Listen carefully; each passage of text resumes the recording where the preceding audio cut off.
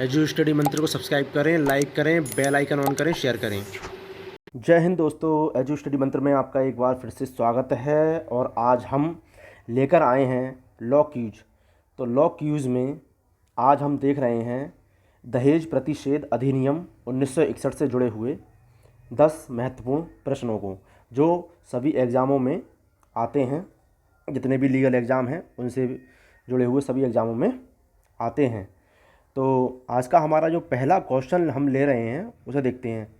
दहेज प्रतिषेध अधिनियम का मुख्य उद्देश्य है।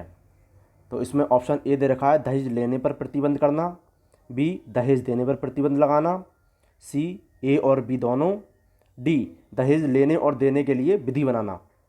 तो दोस्तों इसमें जो इसका सही जो आंसर होगा इसमें होगा ए और बी।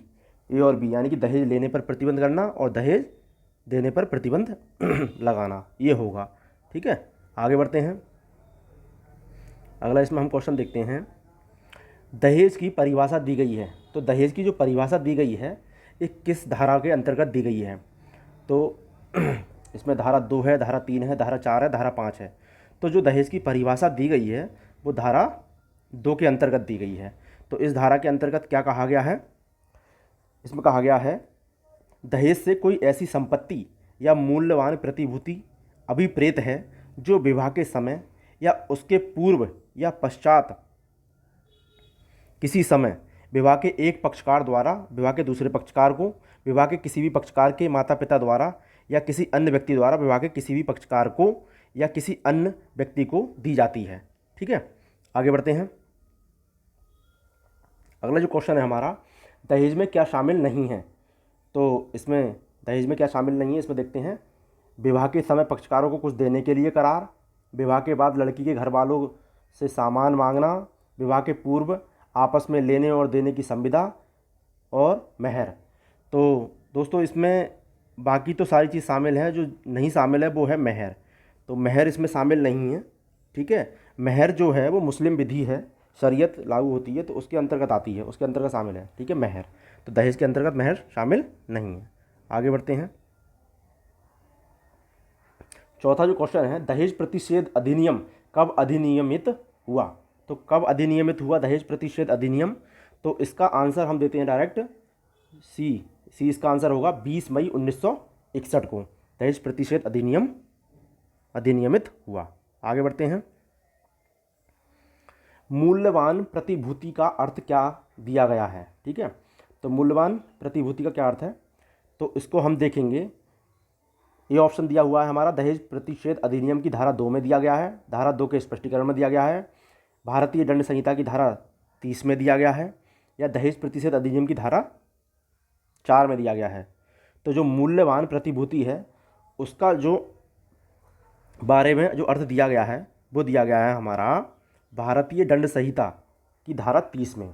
आईपीसी की जो धारा 30 है उसमें इसके बारे में दिया गया है, मूल्यवान प्रतिभूति के बारे में।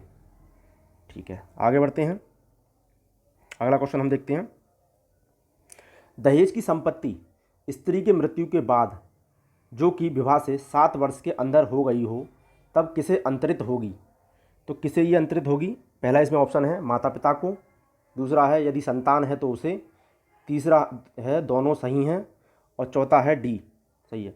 तो इसका जो आंसर होगा, इसका जो हमारा आंसर होगा वो होगा सी, दोनों सही हैं, माता पिता को और यदि संतान है तो उसे। ठीक है, ये सही होगा। ठीक है, प्रतिषेध अधिनियम। तो ये जो दहेज प्रतिषेध अधिनियम की धारा 6(3) के अनुसार है कि जहाँ किसी मृत्यु की जहाँ किसी संपत्ति के लिए हकदार स्त्री की उसे प्राप्त करने के पूर्व मृत्यु हो जाती है, वहाँ स्त्री के वारिस उसे तत्समय धारण करने वाले व्यक्ति से दावा करने के हकदार होंगे।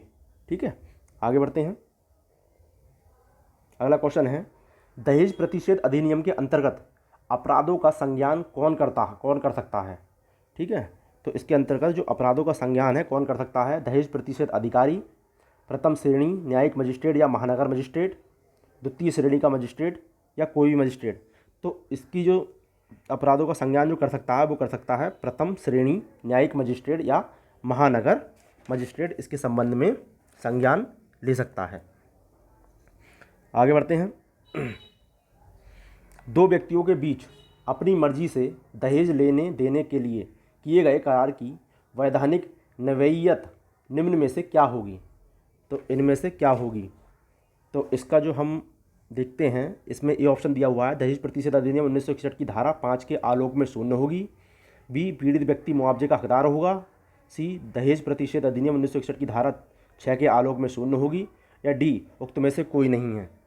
तो इसका जो आंसर होगा हमारा, इसका आंसर है हमारा ए, दहेज प्रतिषेध अधिनियम 1961 की धारा 5 के आलोक में ये शून्य होगी। ठीक है, दो व्यक्तियों के बीच अपनी मर्जी से दहेज लेने देने के लिए अगर कोई भी करार होता है तो वो वाइड होता है, यानी कि शून्य होता है।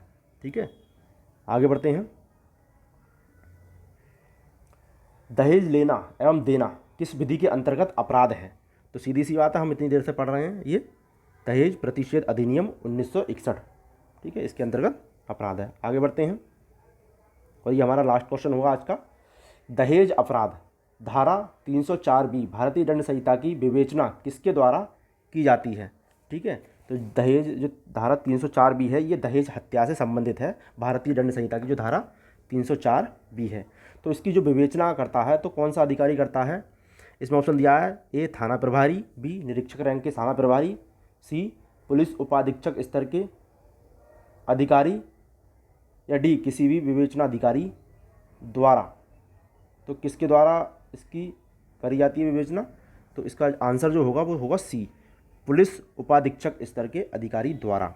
ठीक है, इसकी विवेचना की जाती है। तो दोस्तों ये थे दहेज प्रतिषेध अधिनियम 1961 से जुड़े हुए 10 महत्वपूर्ण प्रश्न। उम्मीद है आपको समझ में आए होंगे। धन्यवाद दोस्तों, हमारे चैनल को लाइक कीजिए, सब्सक्राइब कीजिए और दोस्तों के साथ शेयर कीजिए। धन्यवाद।